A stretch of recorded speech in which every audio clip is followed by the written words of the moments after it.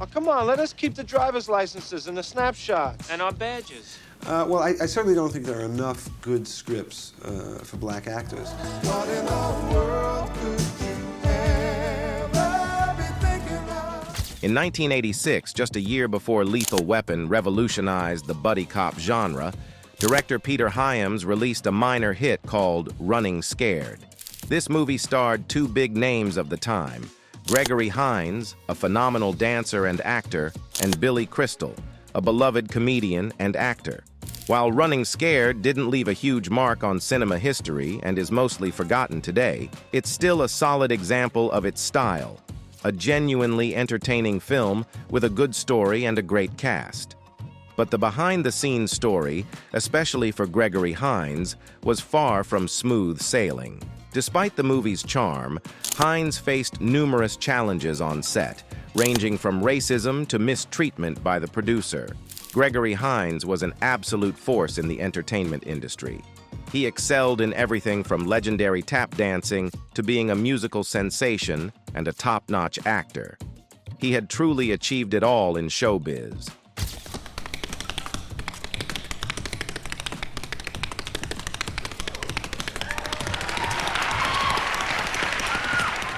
However, before his untimely death, Hines had experienced his fair share of the dark side of Hollywood, including some pretty grim realities that are only now coming to light.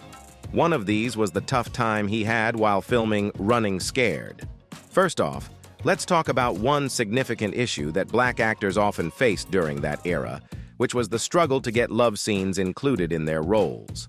In a 1987 interview, Hines mentioned that he frequently sought roles written for white actors because those roles offered more depth and dynamics.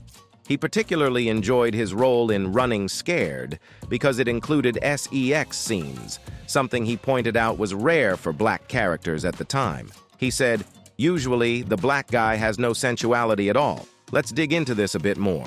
Romance has always been a staple of Hollywood's fantasy machine. The silver screen is packed with unforgettable moments of beautiful, sensual women being swept off their feet by dashing, handsome, leading men. However, during those times, romance was mostly an unfulfilled dream for black actors. If there's a part that I want that was written for a white actor, I feel like I have to go in there and really campaign and institute like a reign of terror. Since the beginning of cinema, Hollywood, and society at large, relegated black actors to roles that lacked significant emotional depth. For decades, black actors were denied on-screen intimacy and passion. Their emotions were either implied or outright ignored. Even legendary black actors like Lena Horne, Dorothy Dandridge, and Sidney Poitier rarely had the chance to portray characters with meaningful romantic relationships. These icons, despite their immense talent and charisma, were often cast in roles where any form of romantic intimacy was missing. Willis Edwards, the president of the Beverly Hills Hollywood branch of the NAACP, a chapter that keeps an eye on the industry's race relations, had some pretty pointed things to say about Hollywood's treatment of black intimacy on screen. He said, "There had been no balance. We are looked upon as comedians, not as people who have families and intimacy. We have love affairs as well as whites do. In the movies, we don't see blacks going to bed. It's like we don't go to bed. Hollywood has never wanted us to have love interests. They feel it won't sell in Peoria or in Mississippi." Edwards didn't just blame the fear that white audiences wouldn't accept black love stories. He also called out Hollywood itself for being racist. Stan Robertson, a consultant to Columbia Pictures, backed up Edwards' views. He believed that racism was a big reason why black intimacy rarely made it to the big screen. "It's all about racism," he said. "Most movies about blacks are done by whites. There are no blacks in decision-making positions." Robertson pointed out how, even when universally recognized sex symbol Lena Horne was paired with a man, it was often with someone like Bill Robinson, a respected actor who was many years her senior. This kind of casting avoided showing black intimacy in a youthful and passionate light. Though Hollywood has made progress over the years, and black romance on screen isn't the taboo it once was, the change was slow and incremental. Back then, there were only a few notable exceptions. Billy D. Williams and Diana Ross shared intimate scenes in Lady Sings the Blues and Mahogany. James Earl Jones and Diane Carroll played lovers in Claudine. Gregory Hines had bedroom scenes in Running Scared, Cotton Club, and Tap. These were significant steps forward, and Hines was a leading advocate for more black intimacy on screen. Hines often spoke about this issue, saying, "It's something that I've pushed for a lot. When I was a kid, I always enjoyed movies and I enjoyed watching love scenes. But when I got to be 15 or 16 years old, I noticed that I wasn't represented. There weren't any black people up there making love. Once I started to make films, I decided that if I was going to play a guy who would shoot another guy, then I should be able to play a character that made love to a woman." Hines got his first chance in the movie Cotton Club. He and his co-star Lynette McKee had several meetings with the legendary director Francis Ford Coppola to push for a love scene. Hines recalled, "Lynette and I had a lot of meetings with Coppola to try to get him to include a love scene because up until that time, we hadn't seen much in the way of black love and black sensuality in films. We talked to him about it, and he was game. This was a significant step forward in depicting black intimacy on the big screen." In another one of his films, Tap, Hines had a passionate love scene with Suzanne Douglas. He explained, "We wanted to be passionate, but we also wanted to show that these two people loved each other. We wanted Suzanne to make the decision to make love, instead of the typical black guy role where he's aggressive and makes it happen, and the woman succumbs to his charm. We wanted to make a subtle statement about black relationships." Hines was always about breaking stereotypes and showing a more nuanced, respectful depiction of black love. Despite the challenges, Gregory Hines crafted an incredible career for himself. He was not just an amazing actor, but also an avid improviser of tap steps, sounds, and rhythms. His improvisation was similar to a drummer doing a solo, coming up with unique rhythms on the spot. He even improvised the phrasing of various tap steps to fit the unfolding sound. Known for his laid-back style, Hines often wore loose-fitting pants and a tighter shirt while dancing. Hines inherited and promoted the roots and traditions of black rhythmic tap, but he also pushed the boundaries to create a new style. Tap historian Sally Summer wrote that Hines purposely obliterated the tempos, throwing down a cascade of taps like pebbles tossed across the floor. In that moment, he aligned tap with the latest freeform experiments in jazz, new music, and postmodern dance. Throughout his career, Hines was a passionate advocate for tap dancing in America. One of his significant achievements was successfully petitioning for the creation of National Tap Dance Day in May 1989, which is now celebrated in 40 cities in the United States and 8 other nations. He served on the board of directors of Manhattan Tap, was a member of the Jazz Tap Ensemble, and was involved with the American Tap Dance Foundation, previously known as the American Tap Dance Orchestra. In 1989, Hines created and hosted a PBS special called Gregory Hines Tap Dance in America, which featured various tap dancers, including Savion Glover and Bunny Briggs. This special showcased the rich history and talent within the tap dance community. In 1990, Hines visited his idol and tap co-star Sammy Davis Jr., who was dying of throat cancer and could no longer speak.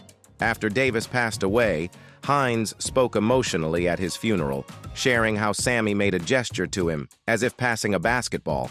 "And I caught it." Hines expressed the deep honor he felt, believing Sammy trusted him to carry on his legacy.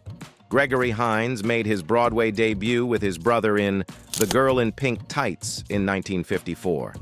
Throughout his career, he earned Tony Award nominations for Eubie, 1979, Comin' Uptown, 1980, and Sophisticated Ladies, 1981. He won the Tony Award and Drama Desk Award for Jelly's Last Jam, 1992, and the Theatre World Award for Eubie.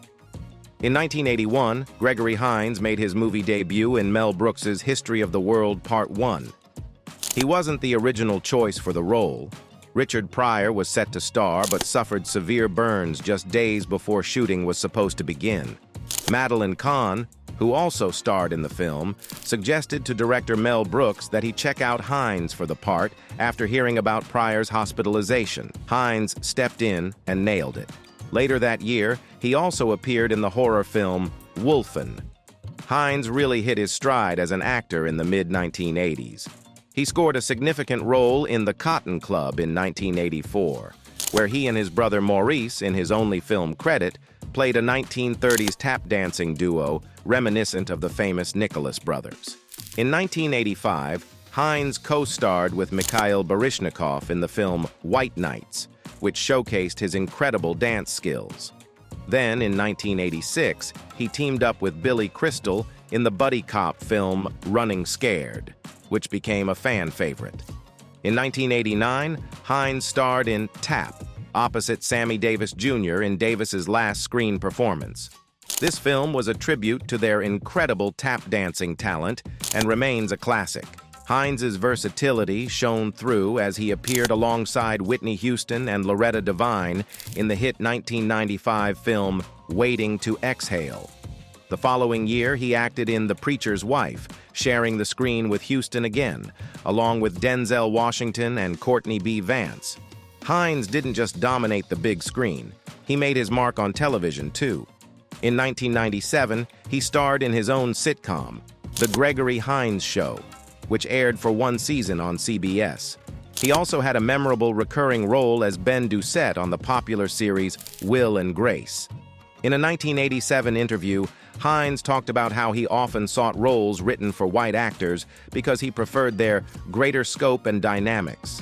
For instance, he appreciated his character in Running Scared, having sex scenes, remarking that usually the black guy has no sensuality at all. This was a significant push against the stereotypical roles often offered to black actors at the time. In 1998, Hines starred in The Tick Code, a film that highlighted his acting chops. He also lent his voice to Big Bill in the Nick Jr. Channel's animated children's series Little Bill, which ran from 1999 to 2004. Hines's performance was so well loved that he won the Daytime Emmy Award for Outstanding Performer in an animated program in 2003. In addition to his stage and screen accomplishments, Hines was the lead singer and musician in a rock band called Severance, based in Venice, Los Angeles in 1975 and 1976. Severance was one of the house bands at an original music club called Honky Hoagie's Handy Hangout, known as the 4-H Club. They released their self-titled debut album on Largo Records, a subsidiary of GNP Crescendo, in 1976. In 1986, Hines even ventured into the music charts, singing a duet with Luther Vandross called There's Nothing Better Than Love, which reached the #1 position on the Billboard R&B charts. This achievement highlighted his versatility and talent across multiple entertainment fields. Gone too soon, Gregory Hines left a lasting impact on tap dancing and the entertainment world, inspiring generations of performers to follow in his footsteps.